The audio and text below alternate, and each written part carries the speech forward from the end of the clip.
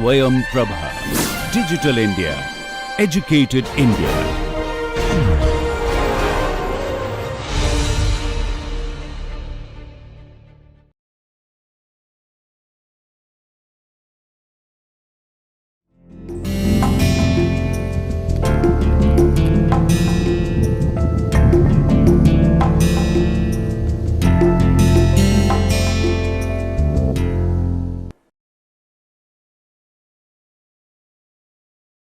Namaste. We move forward with summing up and discussion. In Module 7, we were looking at markets, welfare, and conservation. And we looked at surplus, market efficiency, cost of taxation, and international trade. Now, in this case, it is important for us to realize that markets are there because they increase the surplus, they increase the welfare for the society. And so, even if markets are making a bad economic choice, they are making a bad decision that is leading to problems for in the environment, we just cannot brush the markets away. They are a reality. And they are a reality precisely because they help people, they help the society. And so we just cannot blame the markets. We will have to understand the market and find out a way so that the markets behave in a manner that is good for the society and that is also good for the environment. Because after all, when we say that we are working for the environment, we are trying to conserve the environment, we are conserving the environment primarily for the people. Because a good environment provides certain benefits to people in the form of ecosystem services, clean air, clean water, perennial rivers, uh, control over soil erosion, and the biodiversity benefits. And we are conserving the environment to provide these benefits to the society. So when there is a good environment, it also increases the surplus. Now, if the economist does not understand the value of the environment, then it is possible to shortchange the environment and just look at only some factors that increase the surplus. That is, the economist might go on with a solution that has externalities, primarily negative externalities, for the society and for the environment. And this is where the role of the conservationist comes in. The conservationist needs to understand the market so as to be able to talk to the economist in common language and bring out or highlight the importance of the environment in increasing the surplus of the society. And so it is very important for us to understand how markets work and where conservation fits in. Now, in this, we began with surplus and we asked this question, what makes the buyers purchase things? And the most important realization is that the people, in the case of a market, make decisions. The buyer makes a decision based on the value of things. So if the buyer places a lot of value to something and it is available at a lower price, then the buyer purchases it. And so that increases the surplus of the buyer or the welfare of the buyer. Now, two things here are important. One is the value that the buyer is putting in, and two, the price at which the thing is available in the market. And the important thing is the buyer purchases only when the value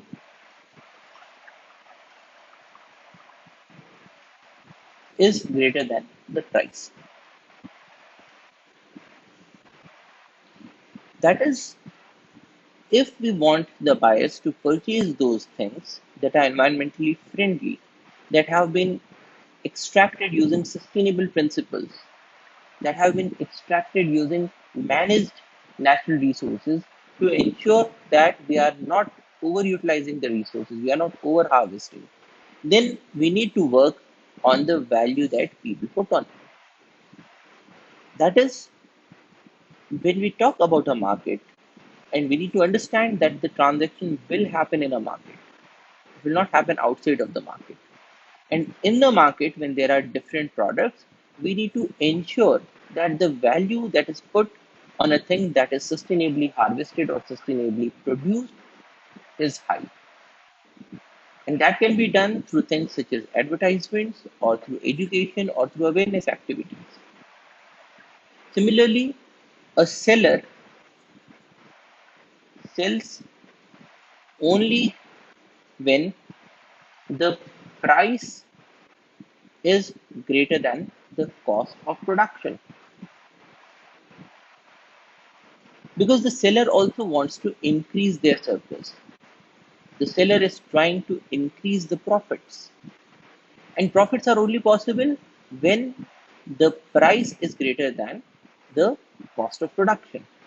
Now, what happens in a number of cases is that if you do um, a management that is sustainable management, then typically the cost of production is a bit higher than if you were doing an unsustainable production. That is to say, if you have a forest and there are two options. One is to cut all trees. Now, in this case, if somebody goes with this option to cut all the trees, then things are very simple. Take all the equipment, cut whatever trees are available so that you are able to extract the maximum trees out. In this case, 100% of the trees. The amount or the density of management is very high because you take your equipment once and you are able to extract a large quantity of trees. But then this is an unsustainable management and unsustainable harvesting. But because you only have to go to the forest once and cut all the trees, so it becomes more cost effective, especially in the short run. The second option is to go with the scientific management. Now, in this case, what happens is that we go to the forest, we measure the trees, in which case we also note down whether a tree is a diseased tree, whether a tree is a dying tree or a dead tree, and we try to extract those trees out. And we are doing that to make space for the growth of the next generation. And we only harvest a fraction of the trees that are there in the forest, leaving out sufficient number of mature trees so that adequate amount of seeds are produced and the next generation is produced. And this will lead to a sustainable management of forest because we will be able to harvest the forest for many years. So this scientific management leads to a sustainable harvest, whereas cutting all the trees might lead to a unsustainable harvest. But the thing is, when we were doing the unsustainable harvest, we only had to take the equipment once and cut down all the trees. So the density of operations is high, and so it becomes more cost effective. In the case of sustainable management, there are other costs that are involved. Going to the forest for a surveying, marking the trees, choose which trees to cut, and cutting only a small fraction of trees, which means that we will have to visit the forest every year or say every nth years. And so the density of operations here is less. And less density of operations means that you will have to take the equipment again and again, which increases the cost of production. Now, the thing here is the seller is only going to sell if the price is greater than the cost of production. Now, this brings us to a point that for a market, the value to customer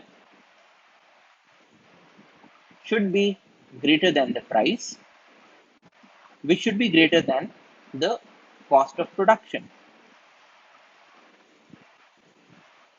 And we have observed that in the case of a sustainable harvesting, the cost of production is higher. So this is the reason why a lot of unsustainable practices go on happening in the market. So when we understand the working of the market, we can say that, okay, we need to increase the value to the customers through, say, advertisement or education or awareness drives to make them understand that, okay, if there is something that is that has this label, about sustainable harvest, it means that if you purchase these things, then your forest or the natural resources will be maintained sustainably, and you will have these resources for your generation, for the next generation, and so on. So you should put a higher value to these things. Only then will the customer buy the things. And at the same time, we need to put the cost of productions down. And so, because we know that the sustainable harvest requires greater number of operations, lesser concentration of management, so there is a role of government here. The government will need to subsidize these operations, or the government will need to tax the other operations that are not sustainable, so that the cost of production of doing things unsustainably it increases, and the cost of production of doing things sustainably it goes down. So markets give us this understanding of what needs to be done. So in the case of a market, a buyer purchases only when he or she gets a consumer surplus, which means that the value is greater than the price, and the seller sells only when the cost of production is less than the price. And in this case, we looked at two things. The producer surplus is the triangle or this area that is between the price and the supply line. And the consumer surplus is this triangle between the price and the demand curve. And the study of markets gives us this realization that both are trying to maximize the surplus. And the maximum surplus for both the buyers and sellers happens at the market equilibrium. And at that point, we have the situation that the consumer surplus is maximized and the producer surplus also is maximized. And this is the measure of a benefit that the buyers and the sellers are themselves perceiving it. So essentially, we are not telling the buyers and the sellers that you should buy such and such thing because this is good for you, but they are perceiving it themselves. So that makes market the most important factor in economics. So markets are going to stay, and we need to play with this knowledge that the markets are there to stay, and we need to fit in our conservation oriented policies into the markets so that conservation also happens and sustainable management also happens. In the next lecture, we looked at the market efficiency and the cost of taxation. And we said that the total surplus is the sum of the consumer surplus and the producer surplus and is given by this triangle. And for a society, we will have an efficient production or an efficient market when the total surplus is maximized. So the goal of the government is to maximize the total surplus. Now remember that when we said that the government can use things like taxes and subsidies, there is also a cost involved there. And that cost is the cost of the dead weight. So what happens is that if we tax something, so when we say that we are going to tax things that are being produced unsustainably, in that case, the government will extract a revenue which is given by this rectangle, which is the size of the tax multiplied by the quantity that is sold. So this is the tax revenue. But this also creates a deadweight loss, which is given by this triangle. Now, deadweight loss comprises the loss of those values or those surplus that is accruing neither to the buyer, nor to the seller, nor to the government. Because with the case of taxes, these transactions themselves are not happening. So this is a deadweight loss. Now, deadweight loss, the concept is important because we need to understand that whenever there is a taxation or a subsidy, there is going to be a deadweight loss. And if we do not understand the value of conservation, the value of sustainable harvest, then there could be a situation where the economist says that, okay, there is a deadweight loss, so we are not going to do this. Now, herein comes the role of the conservationist to highlight the fact that, okay, there is a deadweight loss, but then the benefits of the sustainable harvest will ensure that we will have the surplus for a very long period of time. That is what is happening here, is that in the case of unsustainable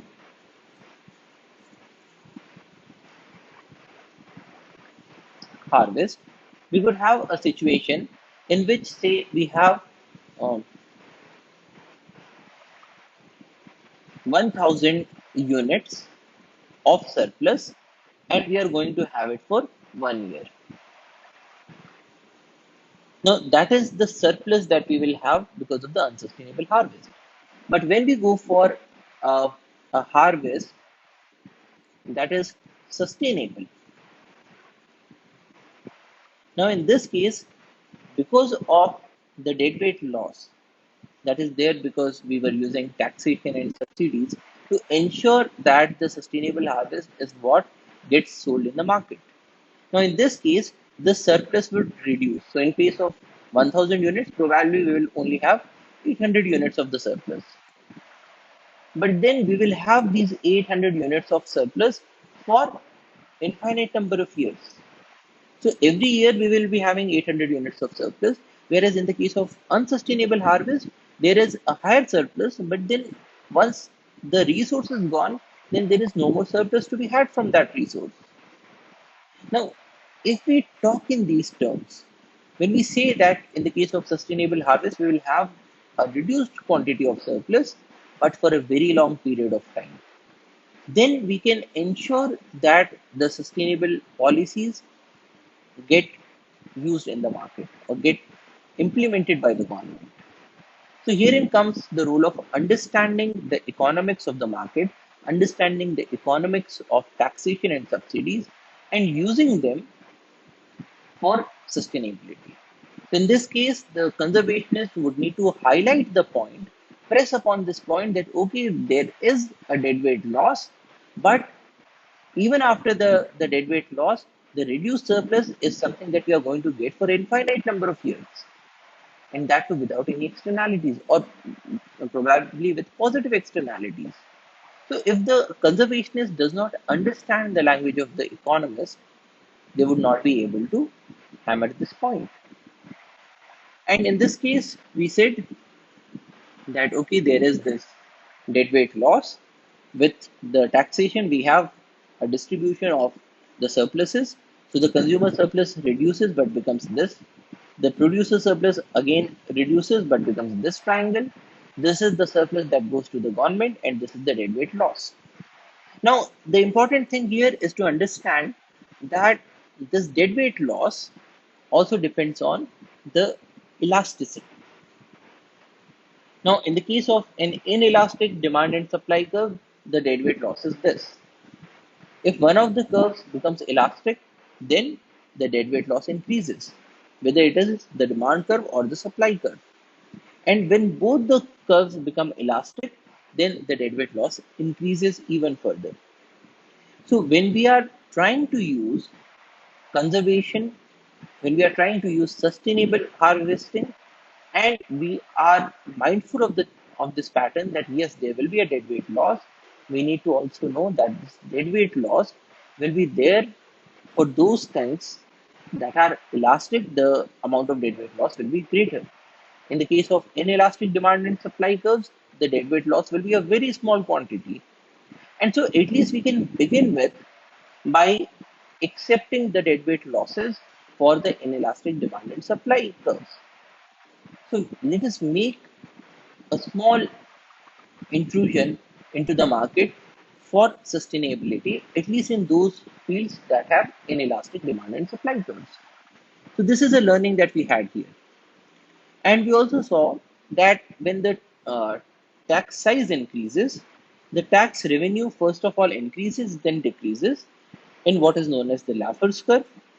But as the size of the tax increases, the deadweight loss increases. It does not maximize and then come down. And so when we are using taxation, we need to be mindful of the amount of tax that we can use. So probably we cannot put a very high amount of taxation even on things that are being harvested unsustainably. But in this case, we can at least make use of other options that are available with us. Price ceilings, price floors, subsidies.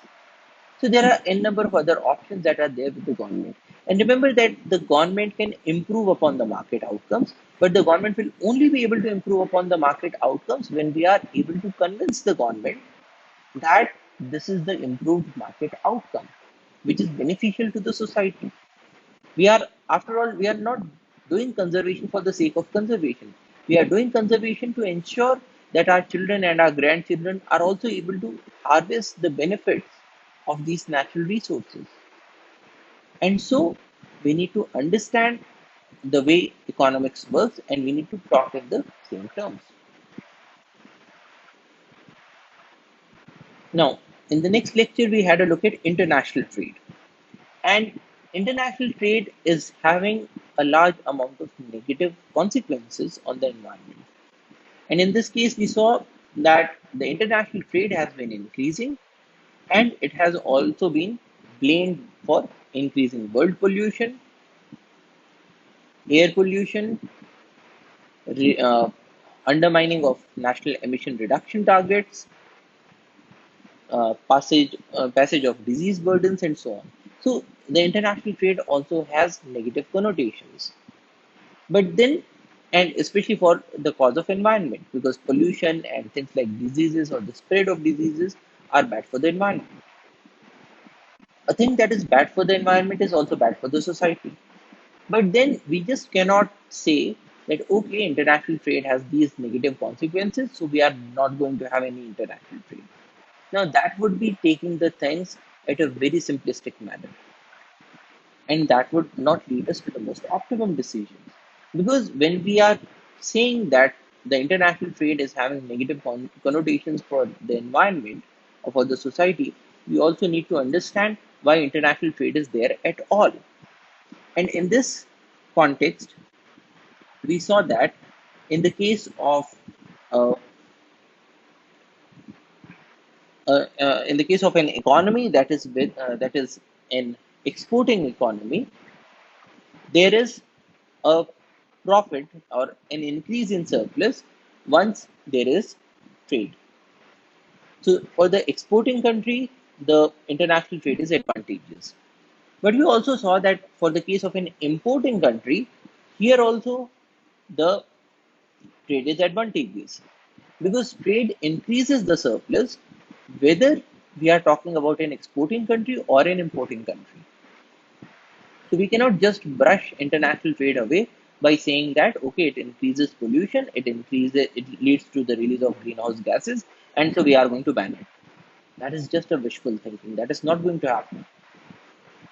And while the government has an option of modulating it through, say, tariffs, we need to be mindful of the fact that the tariffs are going to reduce the total surplus. And so we just cannot say that, okay, we can use tariffs, so let us use tariffs. That cannot be done. So once we have this realization that international trade is going to stay because it is also bringing in benefits to the society, then we can make more informed choices. Then we can say that, okay, let us not spend or waste our time fighting international trade, but let us now try to uh, convince the buyers that even in the case of international trade, they should only go for things that are being sustainably managed. That is to say, if there is an international trade, say in paper, and you can buy paper either from a sustainably managed forest or from an unsustainably managed forest. Now, in this case, the paper from the unsustainably managed forest probably is cheaper. But then the consumers need to be made aware of the fact that, okay, even if it is being unsustainably managed, in another country, you are also going to face the consequences. Because when those forests are gone, then the amount of greenhouse gases that are being emitted because of deforestation, or the amount of greenhouse gases that could have been sequestered by that forest, or the biodiversity that could have been used probably by your children or your grandchildren, that is now gone. And so, even in the case of international trade, we need to emphasize that we are only going to buy things that are sustainably harvested, sustainably managed. So, let us not waste our time fighting international trade and saying that international trade is bad for the environment. Yes, it may be bad for the environment, but it also has positive connotations in terms of the of increasing the surplus of the society. So, international trade is going to stay. Let us, in place of wasting our time fighting international trade, find out other alternatives, about convincing people, about ensuring that everywhere the harvest of natural resources is happening sustainably, and also trying to make space for the increased amount of greenhouse gases emissions or the spread of pollutants that are happening because of the international trade. So let us have more forests to compensate for the amount of greenhouse gases that will be emitted by the international trade. So this learning gives us an idea upon about what is a good way to work for sustainability and what is a bad way that is not going to work. So fighting against international trade is not going to work, but finding out conservation opportunities in the context of international trade, that will probably work. And that is what we should concentrate our attention on. Next, we had a look at the public sector and conservation, and we looked at externalities, public goods and common resources, and the design of the tax system. Now, in this case, what we are saying is that there is a role of the government in improving upon the market outcomes. And this role is especially in the case of those goods or those services that are not excludable or that are not prevalent in consumption. That is to say, if we talk about the environment, clean air, clean water, then probably the market will not bring us to the most optimum output. Because if somebody is polluting the environment, then there are externalities involved. That is, the person will save on the short term cost, and the cost will be borne by the society at large, the people at large, in terms of diseases, in terms of reduced quality of life. And so, in the short term, a rational thinking might promote those activities that are bad for everybody. And a good example of that is externalities. So, if somebody is polluting the environment, that person is polluting because, in the short run, polluting the environment makes economic sense. Similarly, if we talk about positive externalities, that is, things that have a positive impact on the welfare of the bystander, in that case, the market might not emphasize the utility of that positive externality. And so the market might not promote that activity to a level that is the socially desirable level of production or consumption of that activity. And which is why we have a role of the government. So in the case of externalities, we began by saying that an externality is a market failure, or a situation in which a market left on its own fails to allocate resources efficiently. Now, the primary goal of a market is to have efficient allocation of resources. That is, to have an allocation of resources such that the surplus gets maximized. That is, to, to provide goods to those consumers that have the highest value for that good, and to extract goods from those sellers that are producing it at the lowest possible cost. In that case, the surplus or the total surplus is maximized. But this allocation of resources happens through the system of prices. Now, if the market gets to a level of prices that is not leading to the most efficient allocation of resources, then we will say that this is a situation of market failure. And two such market failure situations are externalities and market power. And externalities are defined as the uncompensated impact of one person's actions on the well-being of a bystander. And these externalities can be positive or negative. So a positive externality is something that enhances the welfare of the bystander. A negative externality is something that reduces the welfare of the bystander. Production externality is something that happens during production of something. Consumption externality is something that happens during the consumption of something. And in this case, we can have a positive production externality, a positive consumption externality, or a negative production externality, or a negative consumption externality. And we looked at examples of all four of these. So a negative production externality is something that happens during production and reduces the well-being of others. Things like industrial pollution or loss of ecosystem services due to mining. And in this case, there is a deadweight loss due to the externality. In the case of the second uh, externality is the negative consumption externality. So this again reduces the well-being of others during consumption of something. And in the case of negative consumption externality as well, there is a deadweight loss.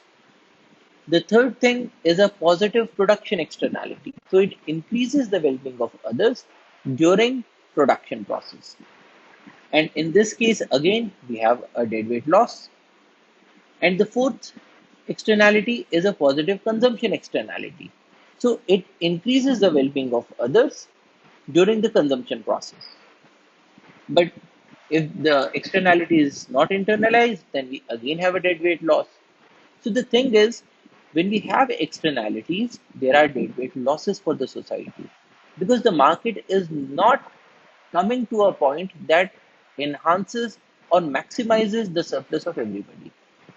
The market chooses a point when it is left to itself, the market chooses a point that is not the most optimum point.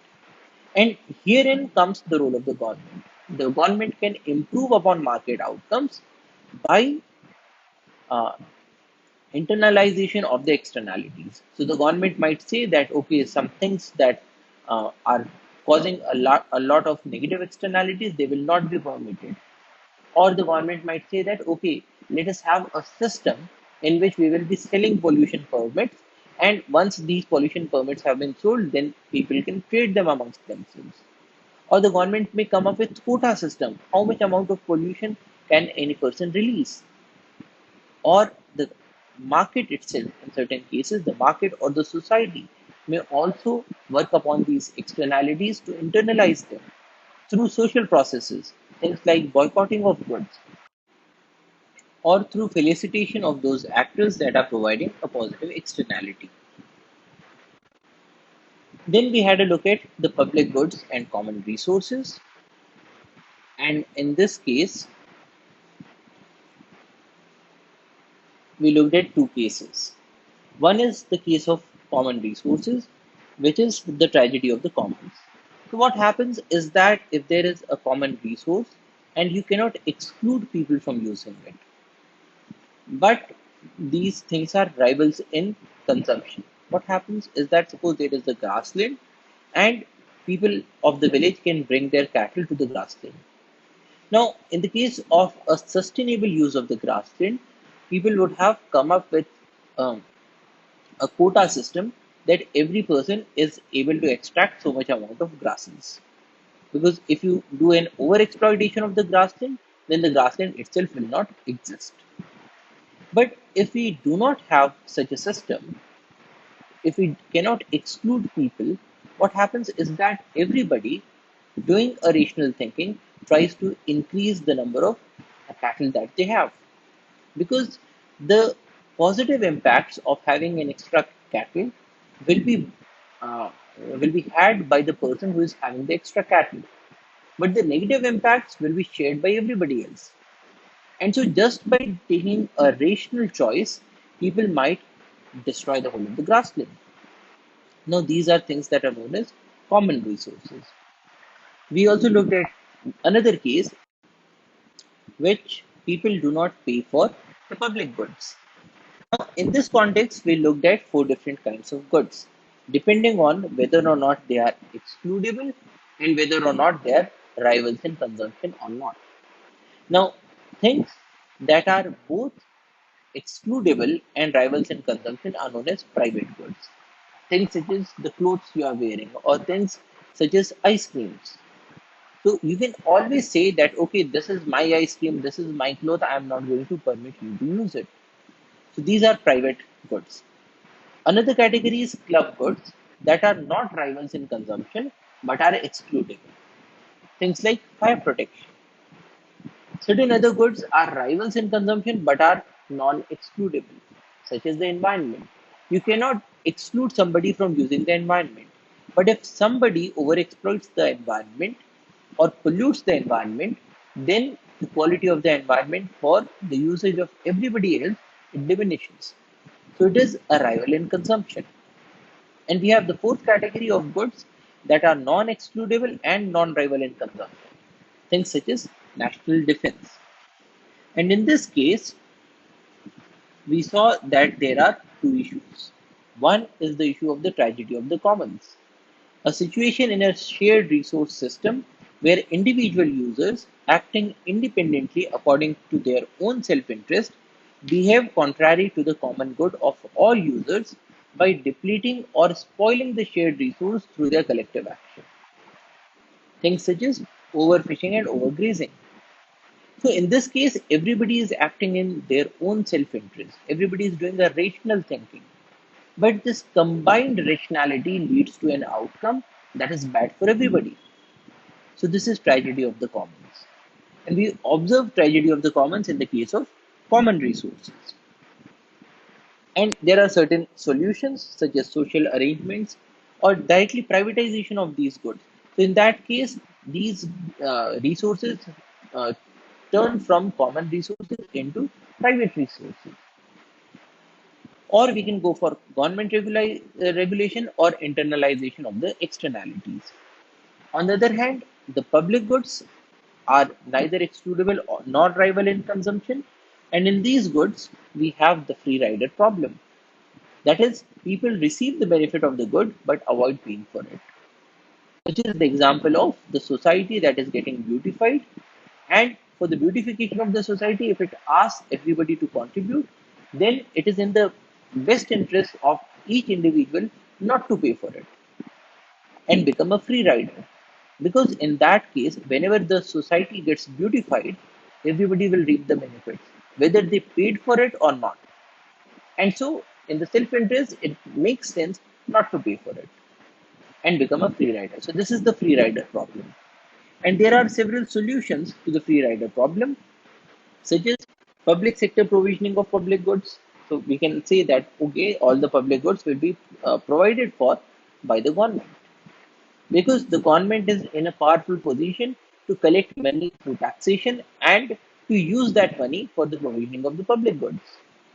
Or we can make use of social norms and sanctions, or there can be certain voluntary organizations. We can make use of contracts, or we can uh, rope in the private sector to provide public goods at a cost, or we can integrate the potential free riders. So there are several options that are available. And the next thing we looked at was the design of the tax system, wherein we said that the government is using tax money for environmental protection. So when we say that the government should do a provisioning of the public goods, so one such public good is the environment in total. Now, nobody wants to pay for the environment, but they want to use the environment. And we cannot exclude people from using large chunks of the environment. Now, in that case, if we say that, okay, the government should pay for the cleaning of our oceans or for the cleaning of the land, or the government should pay for plantation activities and other stuffs, then where will the government get the money for? And the government gets the money for through taxation. So we can use government or we can ask the government to provide for public goods through the process of taxation. And in this case, we saw that whenever there is a taxation, there is a deadweight loss that gets involved.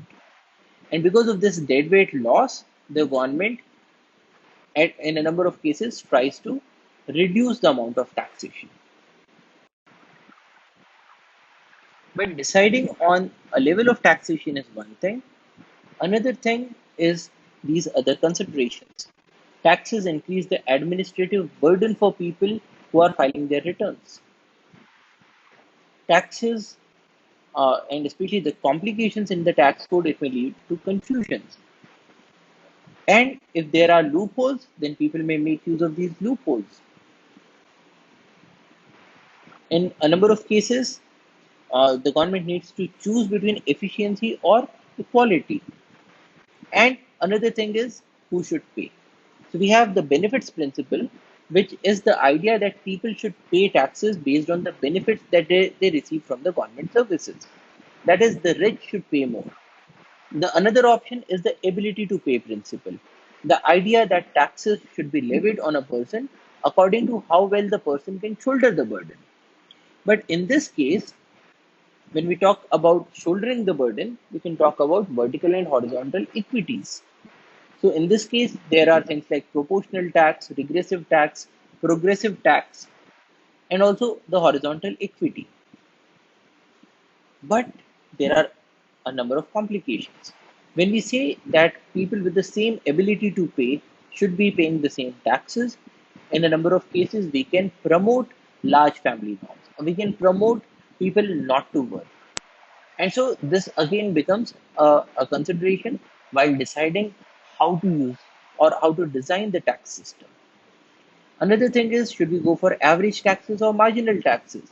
Now, if we go for marginal taxes, then it is possible that we may discourage the people from working, which again will be bad for the society.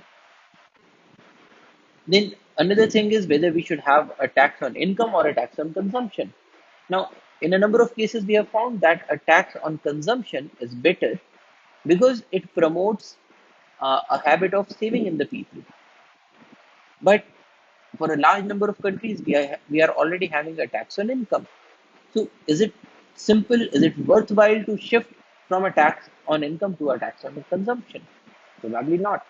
So, a number of these questions are not just economic questions but also philosophical questions. In the ninth module, we looked at industrial organization and conservation. Now, this is important because in a large number of cases, we have observed that industries, in their zeal for reducing the cost to increase the profits or maximize the profits, they take those decisions that are bad for the environment. So we have looked at things like the Minamata disaster or the Bhopal gas tragedy or the Love Canal disaster.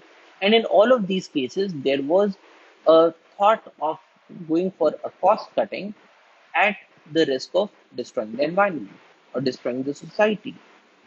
Now, because industries have been making such choices, so when we talk about conservation, we need to understand why the industries are making these choices. How do industries decide what should be the level at which they should be doing the production? How do industries decide how many laborers to hire? How do industries decide what is the level of cost cutting that they should be going for?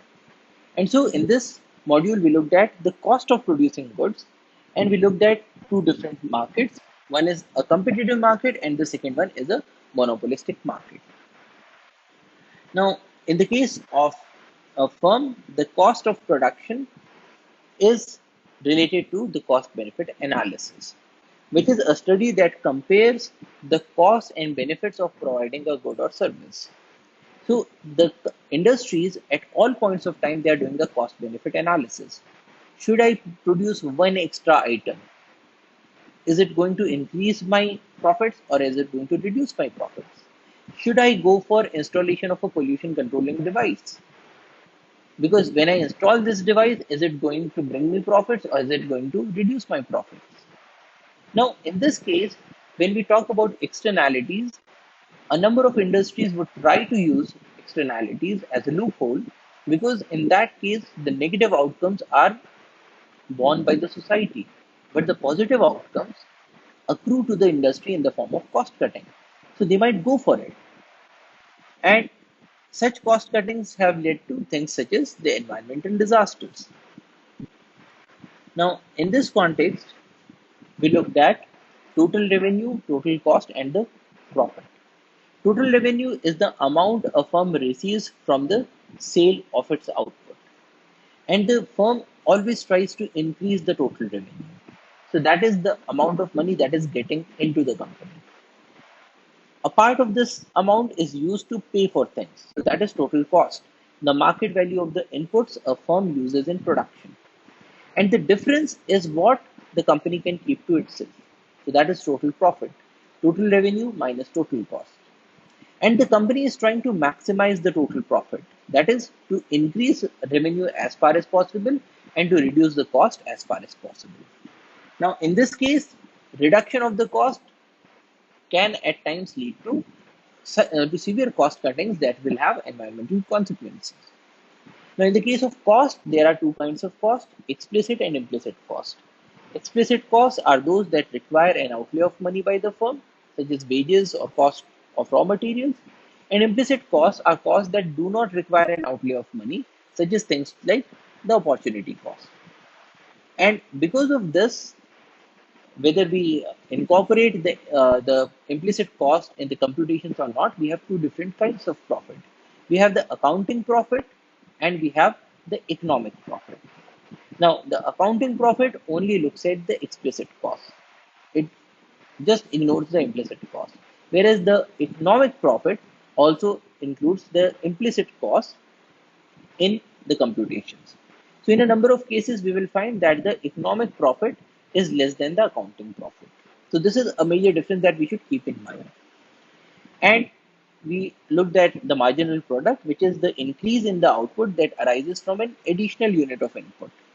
That is, if we increase the input, what is the change in the output? And here we have the law of the diminishing marginal product. That is, when we increase the inputs, then as the inputs are increased, they work less efficiently. That is, the amount of output that they will increase or the marginal output, it will go on reducing. And so the marginal product, it is reducing as the number of workers increases. But this is also true with the other inputs as well. Now, we can plot the production function, which is another way of showing the same thing. So the output per hour, it goes on increasing, but the rate of increasing is decreasing. So the rate of increase, it goes on reducing with each step, and after all, the curve becomes flatter. Now, we can convert the production curve into the total cost curve, and this shows that with increasing output, the cost increases exponentially, which tells us that every firm will have to decide how much to produce. Because after a while, an extra production will increase cost much more than will be the increase in the revenue. And in this context, we looked at fixed cost, variable cost, total cost, and marginal cost. And the average fixed cost, the goes on decreasing. So this is the average fixed cost, which goes on decreasing. The average variable cost increases with more number of outputs. The average total cost, it decreases, but then it increases. So there is a minimum, and there is a marginal cost, that is the cost of producing one extra item. And the firms decide on the level of their output by looking at these different costs. And we'll look at two different markets to understand that. So one is the competitive market. So in the case of a competitive market, there are a large number of buyers and a large number of sellers. The number of buyers and sellers is so large that any one buyer or any group of buyers or sellers will not be able to influence the market prices. So everybody here is a price taker. Whatever price the market decides, they will have to take that price. So the buyers can buy as much as they want from the market at the market price. And the sellers can sell as much as they want to sell at the market price. They cannot bargain, they cannot haggle because the market price has to be taken by them. So this is a competitive market. Now, we looked at the benefits of competition, and in this case, in a competitive market, the price is constant. Now, the total revenue given by this green curve, it increases with the level of output because the price is fixed. So the more you produce, the more is the total revenue. The total cost, it goes on increasing as we have seen a short while back. And the profit is given by the difference between the total revenue and the total cost. And so we'll observe that the profit increases, reaches to a maximum, and then it starts to decrease. And this tells us that there is a level of production that will maximize the profit, and the firms go with that level of production. Now, in this case, we can say that if this is the marginal cost, the point where the marginal cost crosses the profit curve, the marginal revenue curve or the price curve, is the point where we will have the maximization of the profit. Because to the left of this point, we have a situation where the marginal revenue is greater than the marginal cost. Now, if the marginal revenue is greater than the marginal cost, it means that if the firm produces one extra item, then it will gain more revenue at a lesser cost. And so there will be an increase in profit. So the firm would want to increase the production. And to the right of this point, we will have a situation where the marginal cost is greater than the marginal revenue. That is, the firm will come to the realization that we have produced a bit too much. So let us reduce the production. And so to the left, they are trying to increase production. To the right, they are trying to decrease the production. And ultimately, the most efficient point becomes this point where the marginal cost and the marginal revenue curves are intersecting each other. So this is the level of efficient production in a competitive firm. And the maximum profitability is also at this point where the price and the marginal cost curves, they are touching each other. In this context, we also said that if you look at the average total cost curve, the marginal cost curve, it intersects it at the minimum. And we looked at profitability in the long run and in the short run. Now, in the long run, the firm should shut down if the revenue is not able to meet the total cost of running. That is, if the price is less than the average total cost of production, then the firm should shut the operations because it is not getting sufficient money to meet the average total cost. And in this case, we will have a supply curve like this. So above uh, uh, above this point where which is the minimum of the average total cost, the firm will supply according to the marginal cost, and below this, it will shut production. Now, in the short run, the firm will say that okay, we are not able to meet the average total cost, but are we at least able to meet the average variable cost? If that is so, we will at least carry on our production for some more time because after some time it is possible that the market situations will change. And so in this case, the short-run profitability is given by this point where the average variable cost and the price curves meet.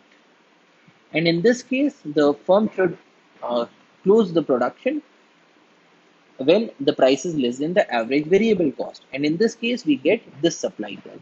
So this is the average variable cost, and above the above the minimum of the average variable cost, the firm will supply according to the marginal cost, and below this, it will shut down the production. Then we also looked at the profit. Profit is the price minus ATC, which is the average total cost, multiplied by quantity. And loss is average total cost minus price into quantity. And in the long run, because firms are regularly entering and exiting the market, we will have a situation that the price will be fixed at the minimum of the average total cost of production. Now, in this case, the firms are operating at a profit of zero, but they are still operating, because when we talk about this profit, we are talking about the economic profit. So they are also incorporating the implicit cost. So what a person could have earned somewhere else, he is earning here in the market as well. So it is okay to produce things. Next, we had a look at the monopolist market.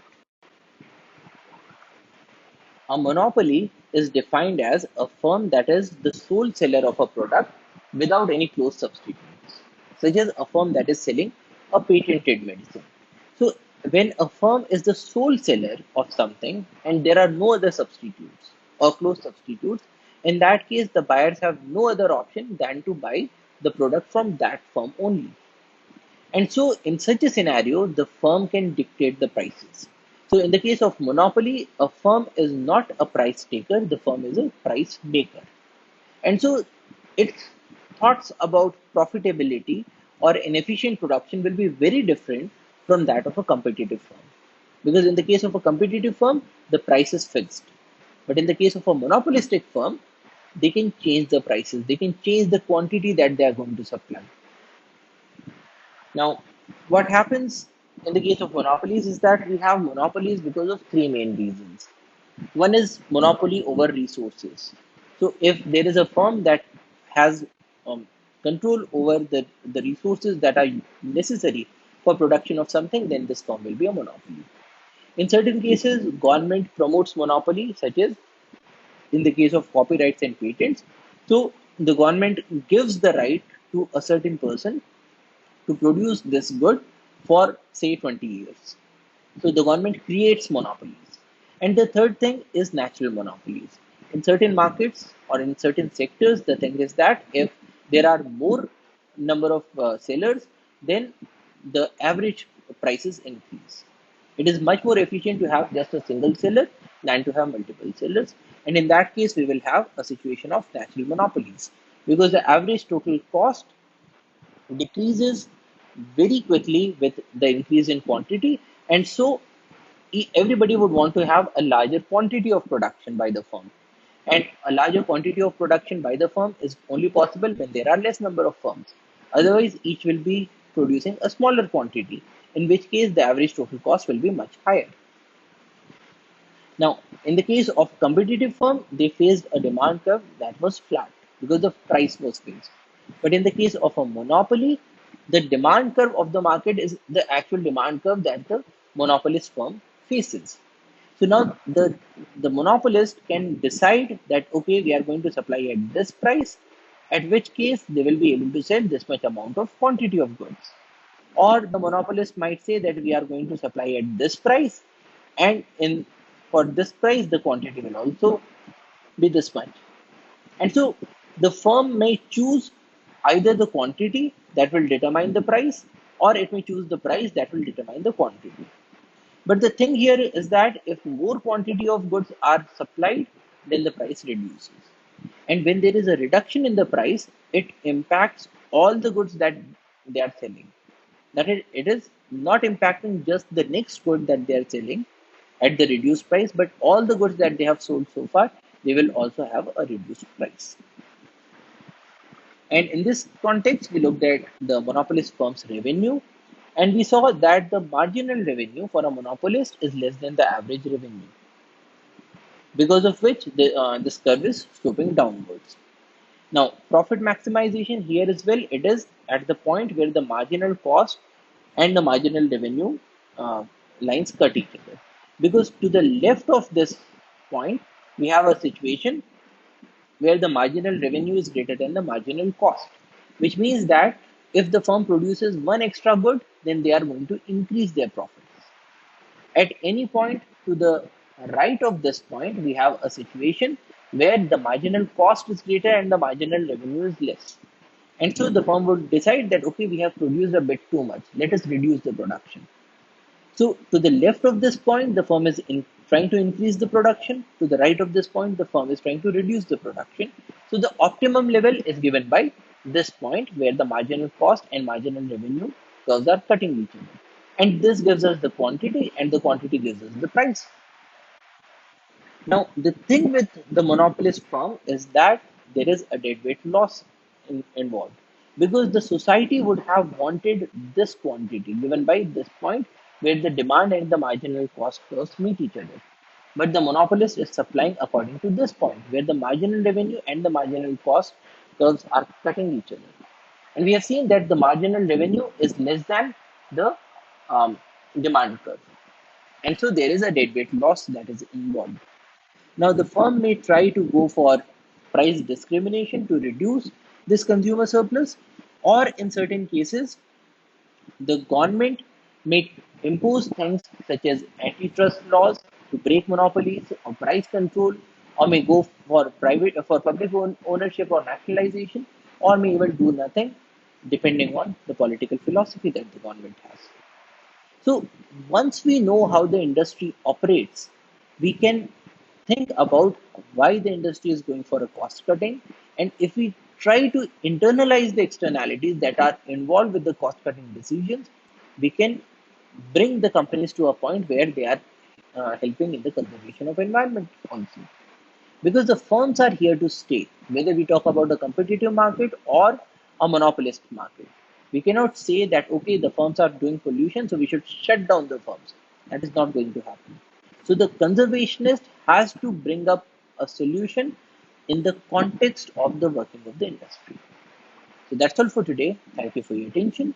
Jai Hind.